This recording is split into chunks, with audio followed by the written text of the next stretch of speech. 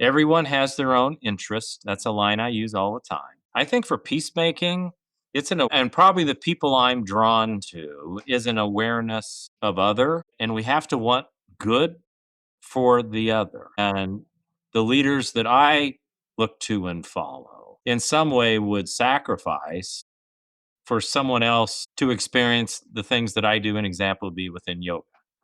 Um, so it's not that I'm doing this that I can be great or I can get the poses down or something, but in some way that what I have I want to share. To the point I almost give something up to allow someone else to experience the same thing.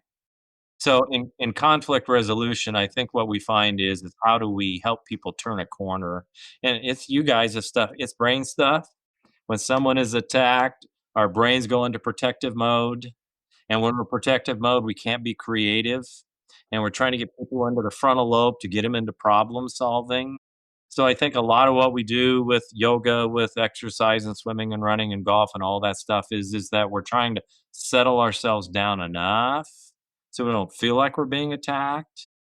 And unfortunately, in the world that we live in right now, every radio show, every TV show seems like an attack on the other. I'm waiting for that to flip, and then Me I'm too. looking for, hey, I'm willing to give up something great that I have because I want life to be good for you. Hmm. So we got to get there.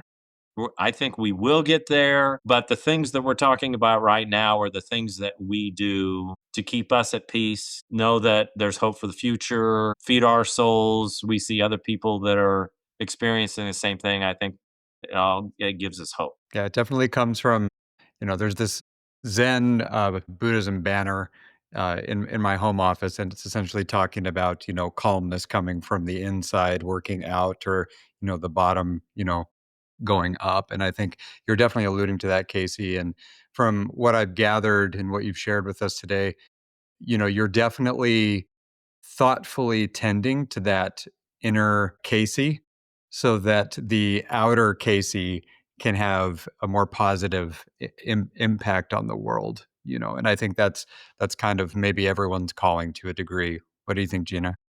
Yeah, I do. I think that's also one of those secret hidden gifts of yoga is that like we start cuz our bodies hurt or we come to that practice cuz we have something going on that either a life thing that drives us to find, peace or we have, pain in the body or we have something happening and then the secret that gets revealed over time is that we get to embody these gifts as humans out in the world and like you're clearly doing that with your practice and the care of your family and friends and in your profession.